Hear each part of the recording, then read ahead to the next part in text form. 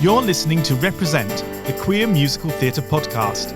My name is Dr. James Lovelock, and I'm an academic and a huge musical theatre fan, exploring the representation of all things queer in the musical theatre industry. My guests today are the fabulous writer and director Robyn Grant and her astoundingly versatile collaborator Allie Dart, who is currently appearing in the comedy about spies at the Noel Coward Theatre. Robyn and Allie are the Victoria Wood and Julie Walters of our time, appearing together in the hit musical parodies Unfortunate, the untold story of Ursula the Sea Witch, and Wolverine, among many other productions.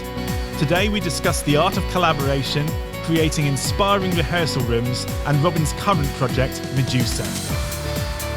As always, you can follow us on your favourite podcast platform, and don't forget to share this episode on social media. Let's get started. Hi, my name's Allie Dart and I am she, her. Hello, I'm Robyn Grant, also she, her. Lovely. And so we've been over this series talking about lots of musicals that have LGBTQ characters, and also talking about spaces which are open to queer people or led by queer people, but also to female people and, non-binary people, all of that sort of thing. And so I'm really excited to talk to you today, and particularly to talk to you a little bit about Unfortunate, which has been such a big smash hit, but also some of your other work as well. So do you want to tell us a little bit about Unfortunate?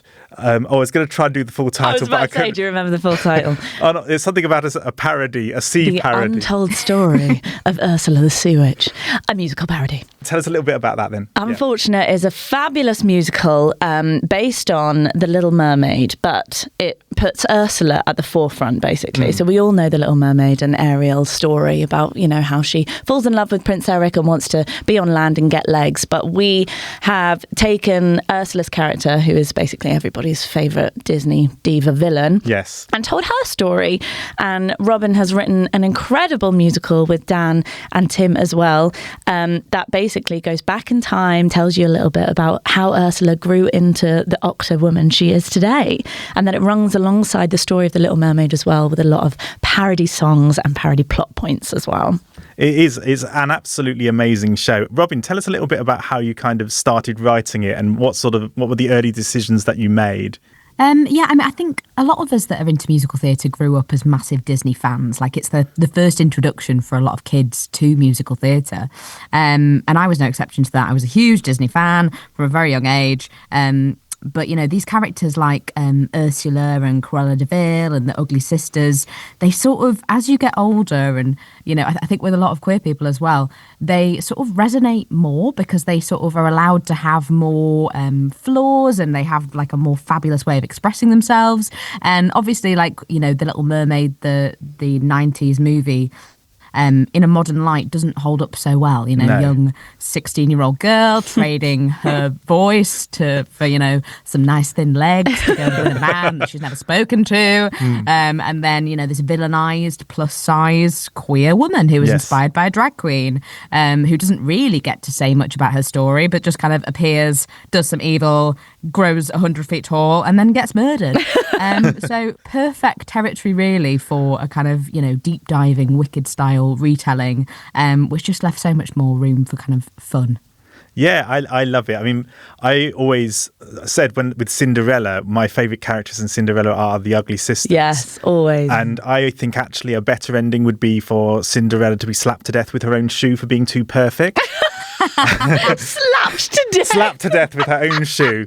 And then the Ugly Sisters both get to marry the prince, or get to marry, I don't know, each other. Whoever they want, Whoever they want, really, yeah. And just have a fabulous time. Yeah. It's really interesting, isn't it? Within Disney's and within Disney and within fairy tale culture, that, there are female characters who aren't, conforming, but they're always evil. Whereas actually a lot of the time their sort of characteristics are just sort of being fun or sassy. Yeah, or normal, like messy women who are just like, I'm just trying to express myself or make choices. And they're like, well, you're weird and will be cast out and the villain. Yeah, exactly. And it's lovely to have these sorts of shows that push back against that, I think. One of the really interesting decisions I thought was taking away the fact that Triton and Ursula were brother and sister. Oh, yeah. And it feels like that's a masterstroke. How did that come about? Well, in the original source material, They aren't brother and sister. And in the original Disney film, that's not mentioned. That actually pops up in The Little Mermaid 2. Ah. So we were actually screwed over by what they decided to put in.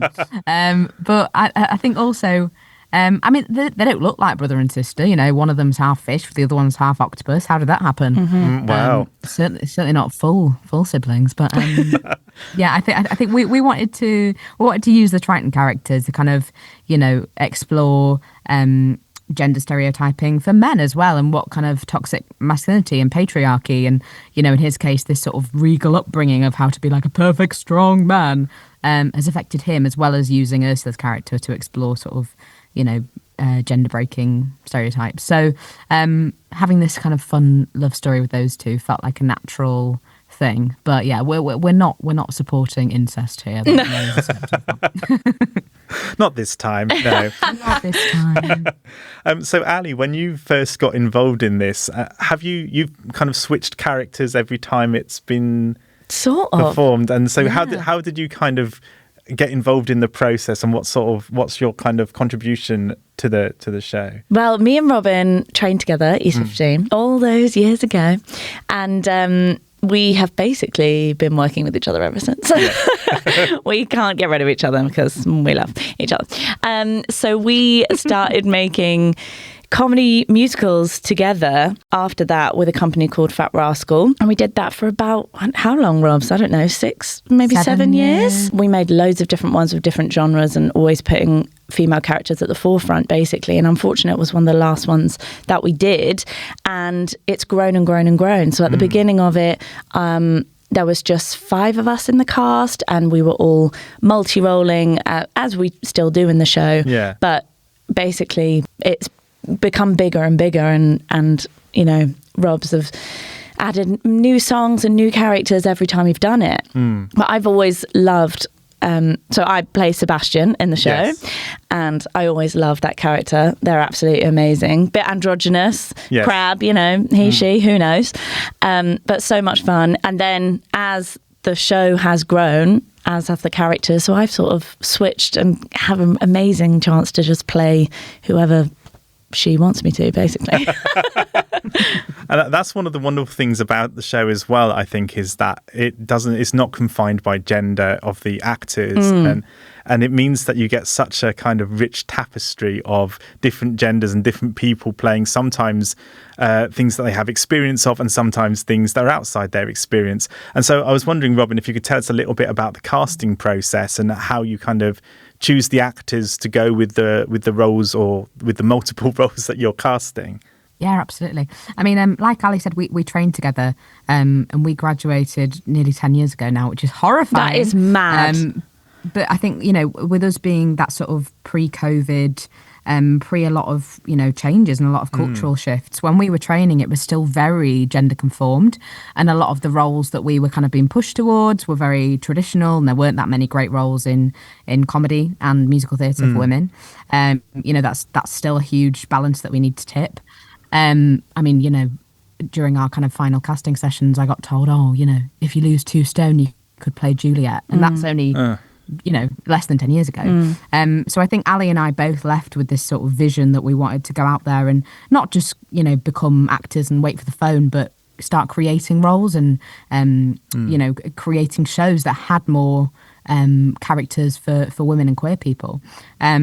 So with Unfortunate, like all of our shows that we made, it was always about, putting these characters at the forefront, and the casting process sort of became tied into that. So something really exciting that we've done over the past few versions of the shows is sort of change the vocal types that can play these roles, because so often in musical theatre you're sort of bound by what key the show is in.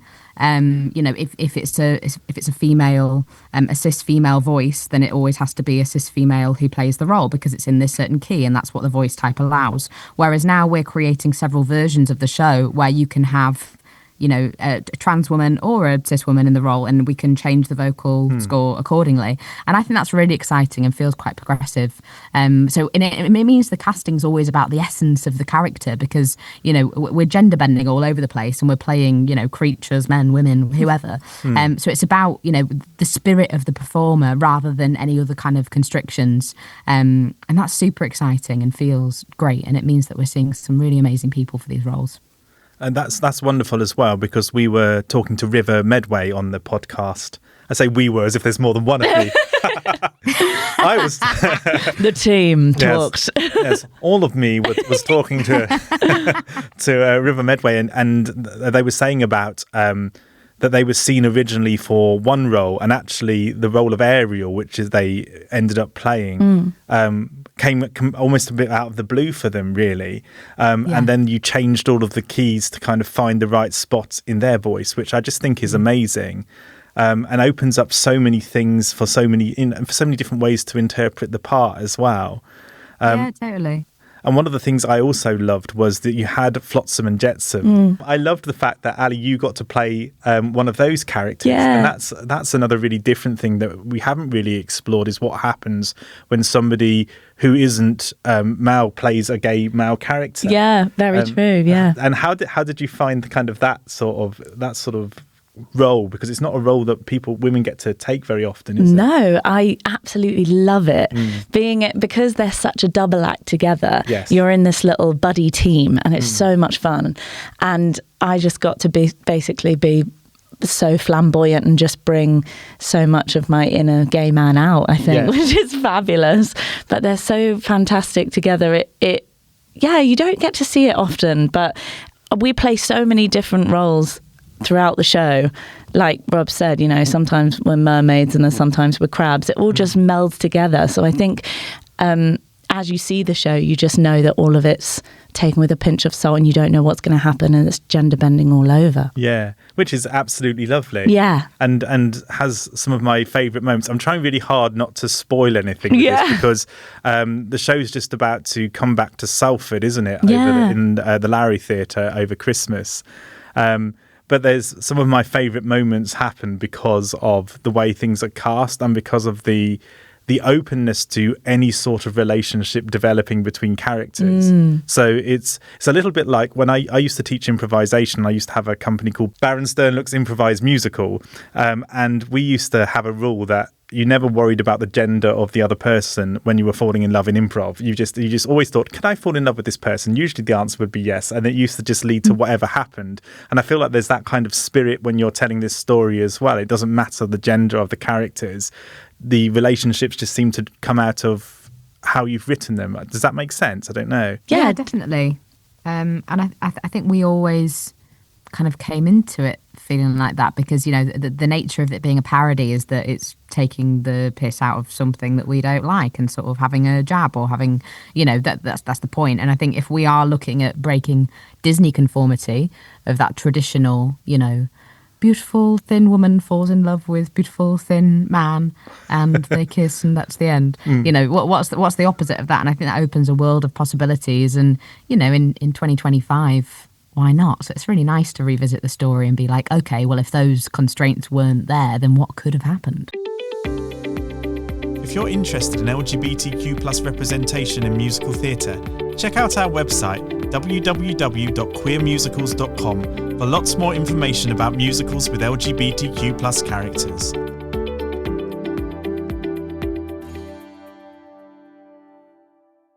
I really enjoy all of the parody numbers in it as well. Do either of you have a particular favourite number that you love that's kind of that parodies the original? My favourite, I mean, it sounds bad to say, but I think Ask the Girl is fantastic, because the original of that song is, of course, Kiss the Girl, which everybody loves. It's amazing, the music in that number, and especially in the film when all of the fish on the river in the boat, and it's just fantastically animated. But then when you really dig down to what that song is saying, it's not the best. No. Like, come on, Disney, think about it. Give it 2 more seconds. You shouldn't just be chanting at a man to just kiss her, because she can't talk, she can't say anything. So Robyn and Dan and Tim have done a fantastic job of keeping getting the essence of that song. The music, as I say, is amazing. The orchestration, you still get that like romantic feel on a boat, but you're undercutting it with all of just, come on now, but consent is sexy. Yeah. She has to say yes, and it has to be a conversation. So it's still a bop, but it's also, you know, with a wink. I love that one. That's great. What about you, Robyn? I mean, we took the essence of Poor Unfortunate Souls into so many of the songs, and a lot of the original songs have that sort of vamp underneath it, and some of the spell words that she uses, we've sort of woven them through. And when Vanessa does the la da dee la da da la da da la da da, we've made that into like a club remix, which is fun.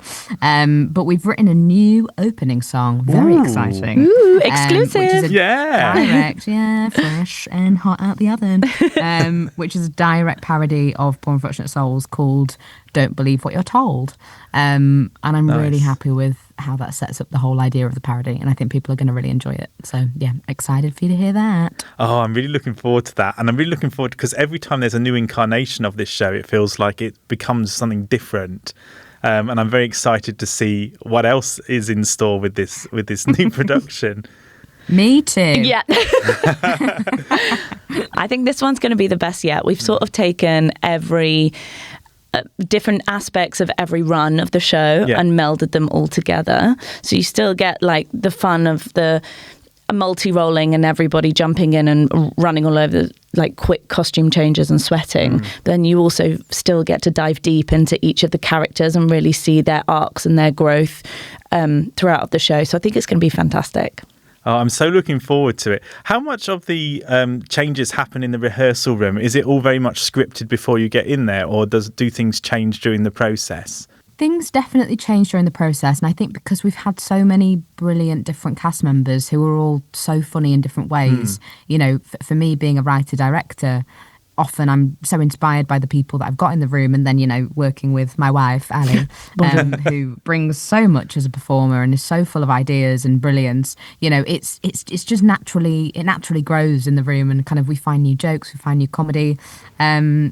So yeah, we try to go in with as much a finished draft as possible, and we try to sort of remember what the story's about. But as you'll know, it's a crazy old show, full, you know, it's so full.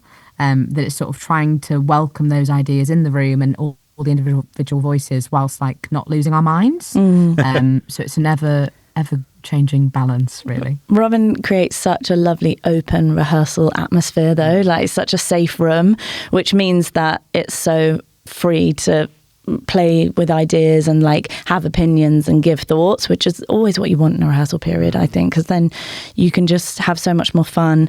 And of course, things will also with comedy will always change when you get it in front of an audience as well. Yes. Like there's so much we can rehearse in the room, but we get it in front of people and we go, oh, they really like that. That was weird. Okay, maybe I should do that for a bit longer, or oh, that was a bit strange, or whatever. So we're always trying to adapt and keep the audience, you know, involved in the process as well. That's great to hear. Yeah, I think it's something that I really love about I suppose, I don't know whether it's a new wave of directors or it's a new way of directing, but I've spoken to a lot of people on this series, and a lot of times people talk about how open and safe the space is and how receptive directors are, which is not necessarily how musical theatre has been in the past in terms of the way it's been directed. So, Robyn, I was wondering how you go about creating that sort of space with your actors. Is there any kind of particular secret to it? I think a lot of it does come down to casting and building the right sort of room, because, you know, especially with this show, we're asking people to be so open and so brave, and, you know, it's a lot of the comedy is quite vulgar and very silly, and it's very fast paced, and I'm asking people to do so many different roles, and I'm basically telling them you're going to work your asses off flat out for 2 hours, and, you know, the humour is very on the edge, and it's going to be like a really uproarious thing, but it's a massive thing that I'm asking these actors to do. So I think, you know, in terms of creating open space, it's just about, you know, mutual respect, having an open dialogue, but also just an acknowledgement of how hard actors work, and, you know, allowing them to feel heard in a room and allowing them to feel understood and valued, and also have their own creative input, I think is really, really important, because, I trained as an actor, and I think it's easy for actors to be treated just like, robots, whereas actually they're incredibly creative, incredibly intelligent people who have so much to bring to a room. So, using them as part of the process is always the most exciting part for me, and allowing people to feel heard, I think. Yeah, absolutely. I think it's one of the things that I've learned as well from doing these podcasts. I mean, I've spoken to mostly actors on these podcasts, but with some directors, some writers as well. And it always amazes me how articulate everybody is and how deeply actors think about their roles and what they're bringing to it, even when it's, even if you're playing a sea cucumber. Exactly. Yeah. And it's, that sort of process. And I don't know why you wouldn't want to involve actors in that kind of part of the creating. I don't know. Allie, how have you found that sort of process as an actor and as a co-creator? I mean, I've absolutely loved it. It's been fantastic. But I think that is because me and Robyn have a very good dialogue between us, and we almost now, because we've been working together for so long, we can communicate without words. She will give me a note and I will give her an array of solutions, and she can pick which one she wants, basically, which is really fun for me because it means I get to play and try loads of things, but it also means that I'm okay to fail as well, which I think is a big thing in a rehearsal room as well. A lot of people don't want to give ideas in case they're the wrong one, or a lot of people are scared of giving an idea and then the director saying actually no, but you just need to remember that none of it's personal, all of it's creative. And it's really good to have a safe room where you can accept ideas, but you can also put ideas on pause and move on at the right times. But yeah, it's been really fun delving deep into the sea cucumber and the eel and the crab. And yeah, it's strange how seriously you have to take the comedy for it to come out truthful and still mad. Because if you don't dive deep, then I don't think the audience will properly connect with these characters, and then you have to really believe what you're doing on stage for it to come across. So I have to really, get into the crustacean mindset. I think River was saying something similar as well, and we were talking specifically about the lovely parody Where the Dicks Are, which is a beautiful parody of part of whose world is it? Part of my world, part of your world. Yes, but and how you have to play Where the Dicks Are with absolute sincerity, otherwise it's just not funny. And I love that kind of thing. I love the way that the humour in this show is so grounded in real emotions. And I think it's something, I mean, I wouldn't say necessarily that it's something that only happens with female writers and female comedians, but if I think about people like Victoria Wood, French and Saunders, Miranda Hart, all of my favourite comedians and comedy writers, there's something there that happens that feels different. And I feel it the same a little bit as well with when you have LGBTQ performers involved, or when you have people involved who have particularly lived experience of certain cultures or certain races. And I wonder if there's anything that's occurred to you about that in terms of the way that you work, working specifically with women having a really central role in the writing, or with LGBTQ people. I don't know if that question makes sense, but No, it totally does. Yeah, I mean, you're spot on. And I mean, I'm hugely influenced by Victoria Wood and Sally Wainwright and French Saunders. And I think, Dan and I, because, Dan's a gay man, I'm Jewish, and there's a whole thing about, what do you do when you lock a Jew and a gay in a cupboard? You get a Broadway musical. And I think it's that sort of, the idea of these communities that come from pain and sort of trauma or isolation, and then the comedy that comes from that. There's no surprise that there's a correlation between minorities and amazing comedians, because the funniest things come from truth. And I think the way of using comedy to kind of battle against hardship and battle against trauma is really empowering, but also it means that it stays rooted in heart. And I think the heart of the show for us and what it means to us and the lessons and the way that we want our audience to feel when they leave the show, that's always been the core for us, alongside the dick jokes. That's important too. Absolutely. But I think, if it doesn't mean anything, then what's the point? So making sure that it feels grounded in truth and love and bravery and empowerment means that it always has this kind of strong beating heart and a lot of passion behind it. We've always worked in spaces together that have a lot of women and a lot of people from the queer community, and it just makes for such a rich tapestry of personalities and ideas as well. And I think when you're making a show like Unfortunate, that is on the edge of, you know, some people will come and say, oh my gosh, it's so vulgar and it's so it's quite like a cult comedy, you know. I think it's good to get something from everyone, basically. And so I think it's good to have just as many different backgrounds and histories as you can in the room. And then again, it's all about mutual respect, and it makes for a safe room where everybody's opinion can be heard. And then you know that you're riding the line of comedy right. If you have someone there from loads of different backgrounds and stuff, you know that, you know, we're all safe together and we're all laughing at it because it has come from trauma, but it's what makes us strong and what makes us survive, I guess. If you want to follow us on social media, you can use queer.musicals on Instagram or Facebook, or you can follow me at Dr. James Lovelock on Instagram.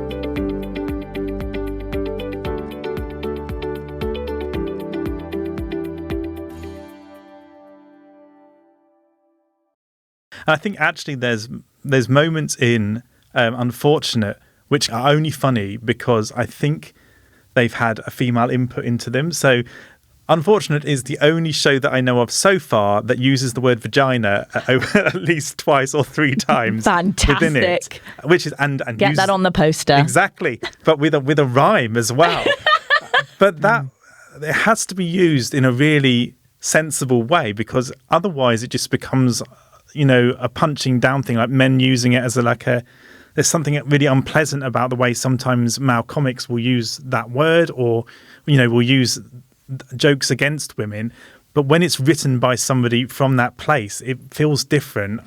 Yeah, totally. Well, I think for years, watching pantomime dames and watching a lot of those sort of old comics that would make jokes about women, it all just felt it's not nice. Whereas actually reclaiming that, but also allowing women to tell their own jokes and be self-deprecating and, you know, be filthy on their own terms, that's so empowering. And I think allowing women to be grotesque, vulgar, rude, hilarious, naughty, dirty, filthy and imperfect has always been another one of our sort of driving goals. So it's great that is coming across.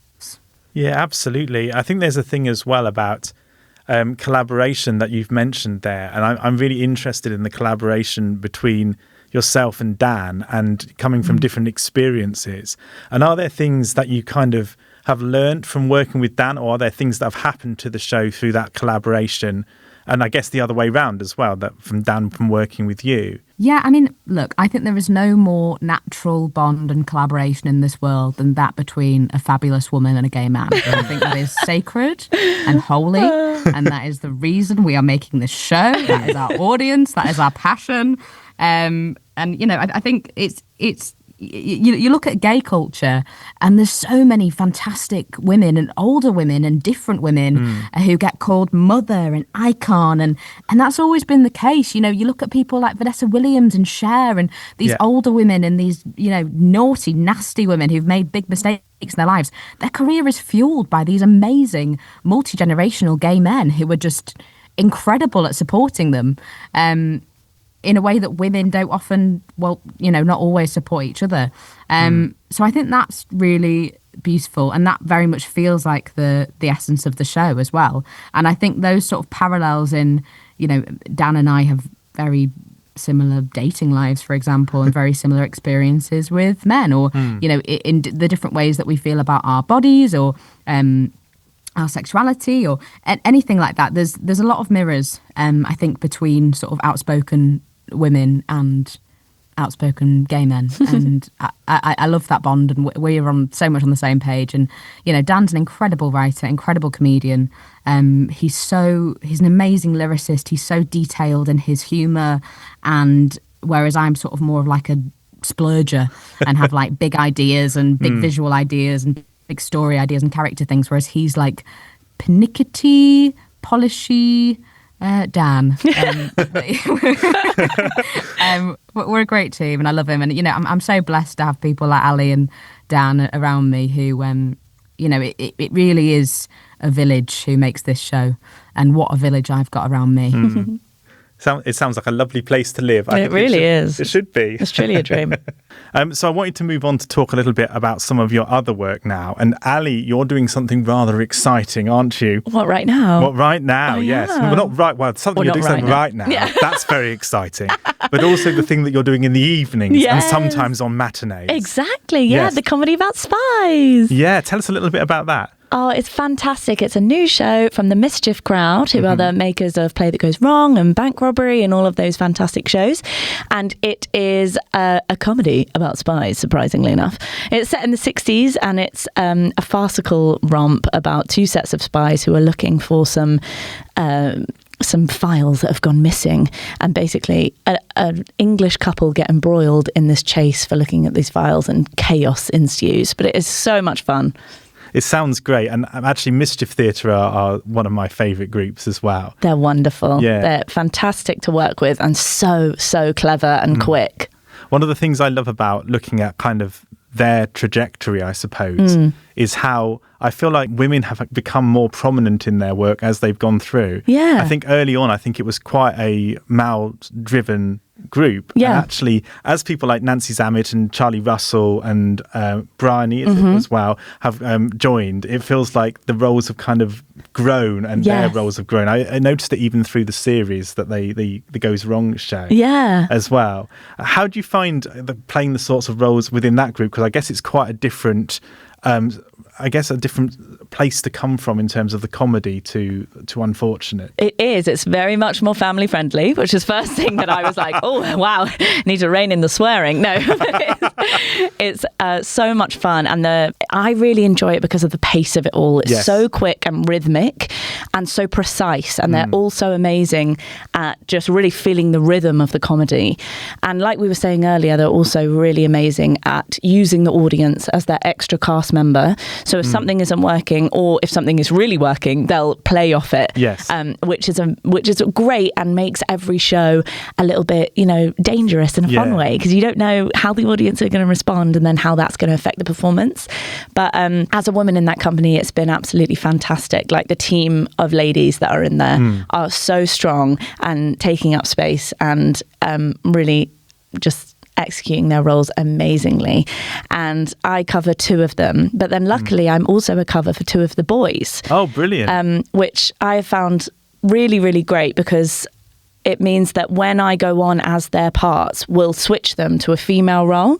Okay. So the other week, I had to go on and cover one of the parts, which is Sergei, which was one of the Russian spies. Yes. There's like the American spies and the Russian spies.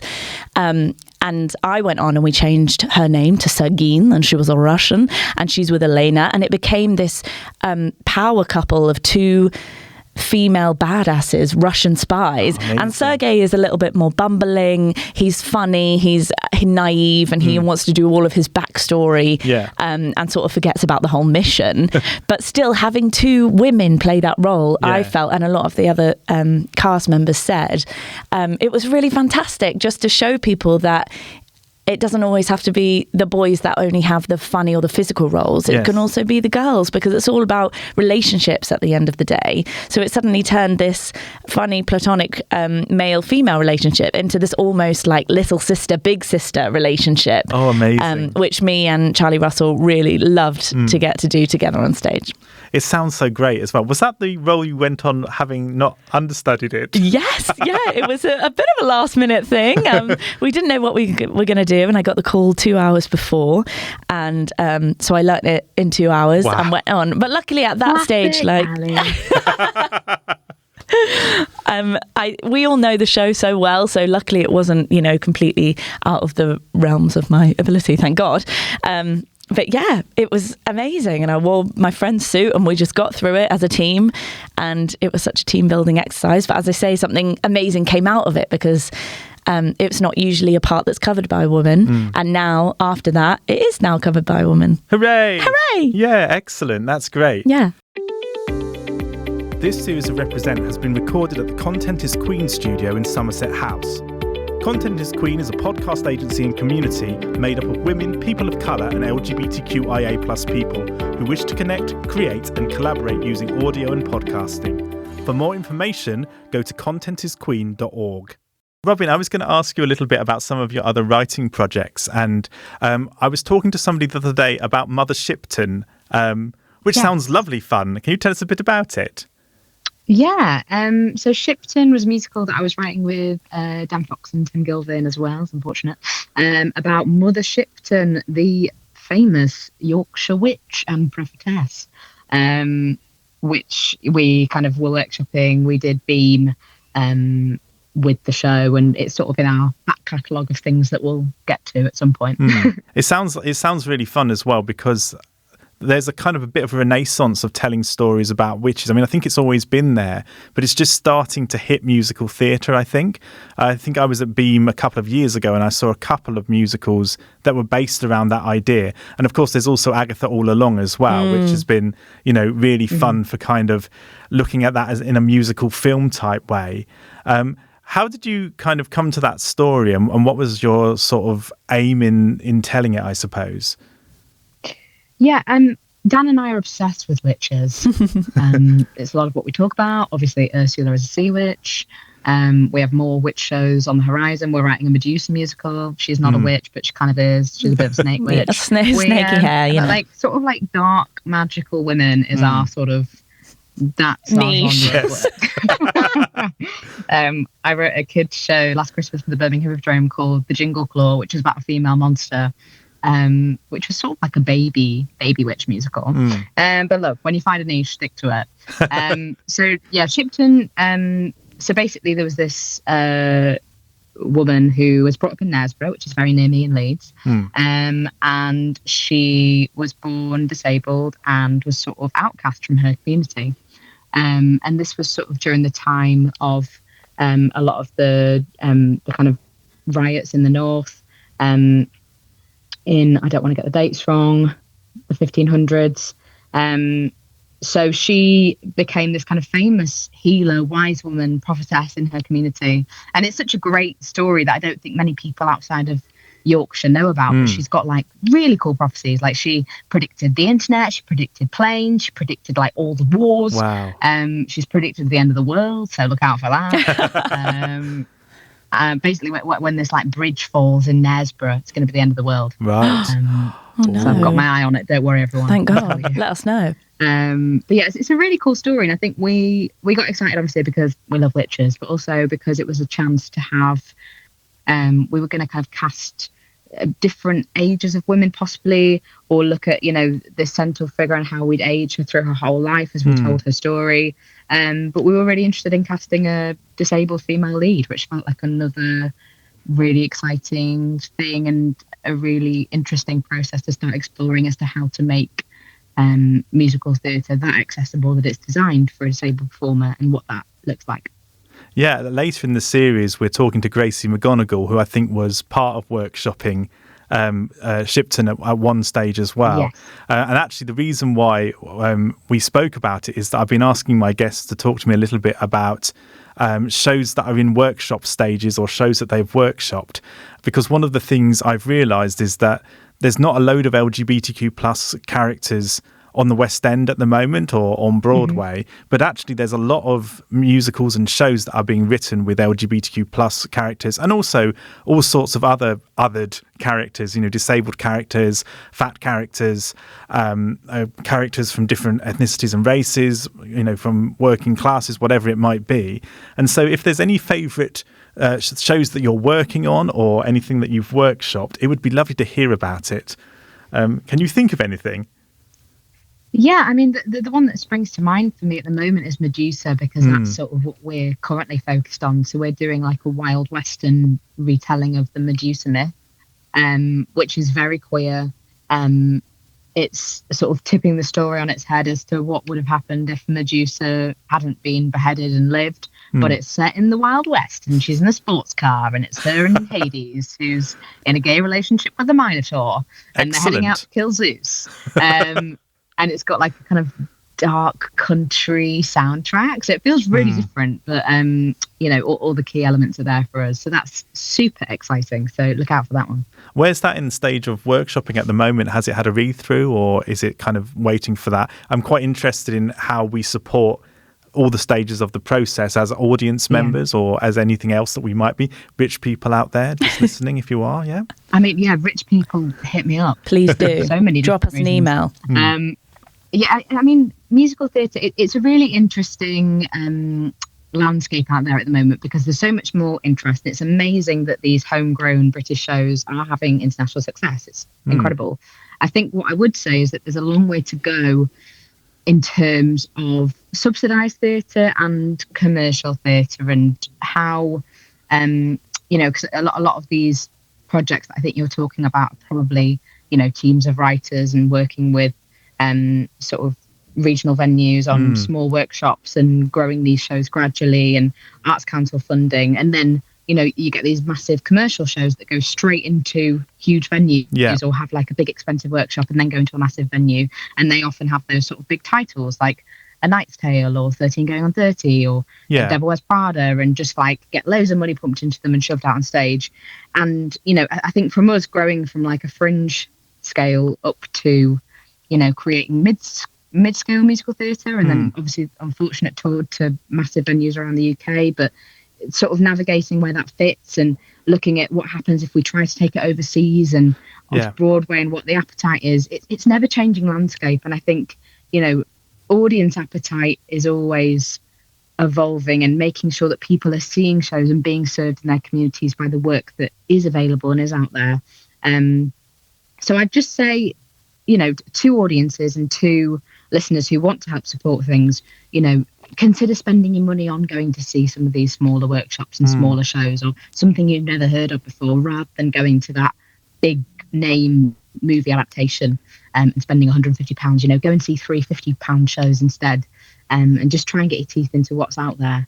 Because there's a lot, but it is a real challenge, and there's a battle for theatres. The West End is very limited for space, and we're seeing more of these, big title shows just going and sitting there and holding a lot of that space. So it's tricky, but it's also a super, super exciting time to be in new musical theatre. So yeah, that was a long essay. It was an excellent essay. I would give it A+. Yeah. Thank you. I was going to ask one final question, which is about what you would like to see in musical theatre in the future. What sort of changes would you like to see, or what sort of stories would you like to see being told? Let's start with you, Allie. I think we've sort of touched on it a little bit, but I want more new musicals. Like Robyn's been saying, there's been a lot of movie adaptations, which can be great, and it can be a great way to get people that don't always come to the theatre into the theatre, which I think is also really important. But I think there's so many amazing creatives out there who have got new stories to tell and have got amazing talent, and we just need some brand new stories and brand new characters that people can latch on to. So I'd really love to see more of that. And I would always love to see more women. Yes, absolutely. Who wouldn't? Exactly. Perfect. Robyn, what about you? I think I'd like to see more of a blurring of the lines between sort of traditional theatre or, traditional commercial theatre and then very progressive new theatre. So that is happening to an extent, but I guess more interesting casting. It's so exciting that Cynthia Erivo's doing Jesus Christ Superstar, but, is there more room for, bringing back a classic like Sweeney Todd and doing it gender swapped and just starting to bend some of our classics a bit more, because they're classics for a reason. They're brilliant shows, but they're also quite restrictive in our casting. So where can we wriggle around there? And then I guess just seeing, shows that appeal to loads of audiences and appeal to regional audiences and are a great night out, but also have these lovely messages and say a bit more and offer amazing escapism and sort of are really inspiring to women, to the queer community on those big stages. Sounds very exciting to me. That sounds great. So just to the listeners, do look out for Unfortunate at the Larry Theatre in Salford this Christmas. Also look out for Medusa. Look out for anything that Robyn and Allie do. Thank you very much, both of you, for being on the podcast today. And thank you very much at home for listening. And we'll see you again soon. Thank you. Bye. Bye. Thank you for listening to Represent, the Queer Musical Theatre podcast. The research for this series is funded by the British Academy Early Career Researchers Network Seed Fund and supported by Sheffield Hallam University. The episodes were recorded at the Content is Queen podcast studios at the Makerversity at Somerset House. For more information, go to contentisqueen.org. Next week, we begin 3 episodes that focus on the West End hit Why Am I So Single? And we are joined by Jordan Cambridge-Taylor, who was the alternate Oliver, and Olivia O'Connor, who played Faye Ginn and a very flirty coat stand. See you then.